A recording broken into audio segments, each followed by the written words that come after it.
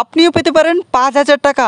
শুধুমাত্র এই একটি ফর্ম ফিল আপ করে জমা দিলেই আপনি পেয়ে যেতে পারেন প্রতি মাসে ৫,০০০ টাকা করে সরাসরি আপনার ব্যাংক অ্যাকাউন্টে। নমস্কার বন্ধুরা, আপনারা দেখছেন সরকারি সংবাদ ইউটিউব চ্যানেল। বন্ধুরা, এই মুহূর্তে আমাদের রাজ্যের সমস্ত গরিব ক্যাটাগরি পুরুষদের জন্য রয়েছে, পরিবারদের জন্য রয়েছে একটি সুবর্ণ সুযোগ এই প্রতি মাসে ৫,০০০ টাকা করে পাওয়ার জন্য। হ্যাঁ বন্ধুরা, আপনারা একদম ঠিকই শুনেছেন। তো বন্ধুরা, আমাদের মমতা বন্দ্যোপাধ্যায় নতুন একটি প্রকল্প চালু করেছেন, শ্রমশ্রী প্রকল্প।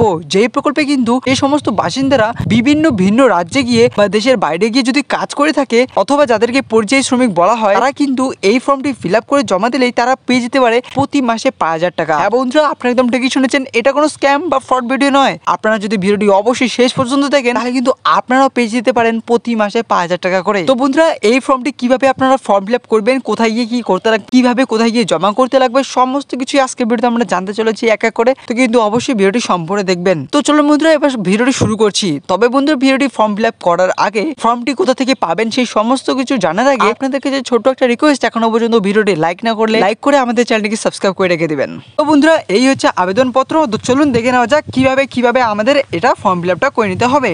তো বন্ধুরা, আপনারা কিন্তু ডান সাইডে আপনারা দেখতেই পাচ্ছেন, এখানে কিন্তু পাসপোর্ট সাইজের ছবি লাগাতে লাগবে।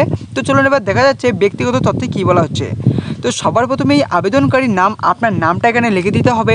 মোবাইল নম্বর, আপনাদের মোবাইল নম্বর যেটা প্রাইম নাম্বার সেটাই কিন্তু আপনাদের এখানে দিতে হবে, কারণ সেখানে কিন্তু ওটিপি সমস্ত SMS সেখানেই আসতে চলেছে।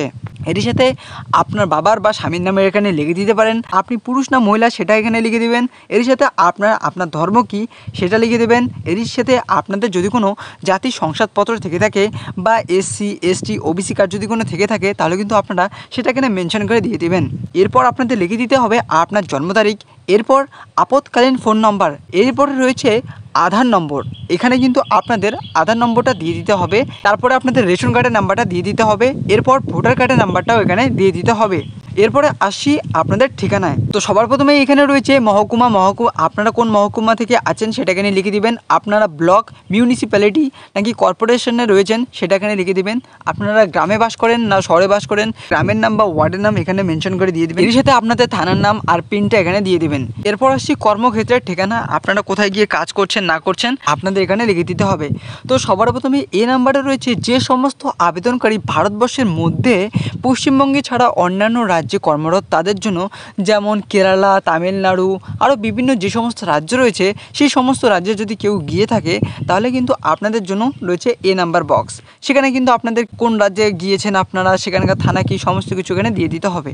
এরপরে রয়েছে যে সমস্ত আবেদনকারী ভারতবর্ষের বাইরে কর্মরত তাদের জন্য, অর্থাৎ কেউ রয়েছে সেই দেশের বাইরে গিয়ে কাজ করেন, দুবাই, ভুটান, নেপাল, বাংলাদেশ, ভিন্ন দেশে গিয়ে যদি কেউ কাজ করে থাকেন তাদের জন্য রয়েছে বি নাম্বার। এরপরে সি নাম্বারে রয়েছে যে সমস্ত আবেদনকারী ভারতবর্ষের মধ্যে পশ্চিমবঙ্গে ছাড়া অন্যান্য রাজ্যে কর্মে নিযুক্ত হবেন তাদের জন্য রয়েছে এটা। আর ডি নাম্বারে রয়েছে যারা ভিন্ন দেশে গিয়ে তারা সেখানে বসবাস করছে তাদের জন্য রয়েছে ডি নম্বর। এবার আসছি আপনাদের কাজের ধরন। আপনারা কি কাজ করেন, বাইরে গিয়ে আপনারা কি কাজ করেন? কৃষি, নির্মাণ কাজ, রাজমিস্ত্রি, ছুতার, ইলেকট্রিশিয়ান, প্লাম্বার, বস্ত্রশিল্প, স্বাস্থ্য পরিষেবা, আতিথেয়তা সংক্রান্ত পরিষেবা, অলংকার শিল্প, ম্যানুফ্যাকচারিং শিল্প, এর সাথে পাথর কাটা, পালিশের কাজ, পরিবহন, যে ধরনের কাজ করে থাকেন না কেন সেটা এখানে আপনাদের লিখে দিতে হবে। এরপর বাইরে যাওয়ার দিনের প্রস্তাব দিন, ডেট তারিখ এখানে লিখে দিতে হবে। প্রতিদিন কত টাকা আপনারা পেয়ে থাকেন সেটাও আপনাকে মেনশন করে এখানে লিখে দিতে হবে। এরপর আপনাদের যেটা লিখতে হবে সেটা হচ্ছে যে আপনারা যে কাজে যাচ্ছেন কারো না কারো কথাই তো যাচ্ছেন, মানে কেউ তো আপনাকে নিয়ে যাচ্ছে, তো তার এখানে সমস্ত নাম, তার মোবাইল নাম্বার, ঠিকানা সমস্ত কিছু এখানে দিয়ে দিতে হবে। এরপর রয়েছে আপনাদের ব্যাংকের সংক্রান্ত তথ্য, তারপরে ব্রাঞ্চের নাম, অ্যাকাউন্ট নম্বর, IFSC কোড, এই সমস্ত এখানে দিয়ে দিতে হবে। এরপর হচ্ছে মনোনয়ন সংক্রান্ত তথ্য।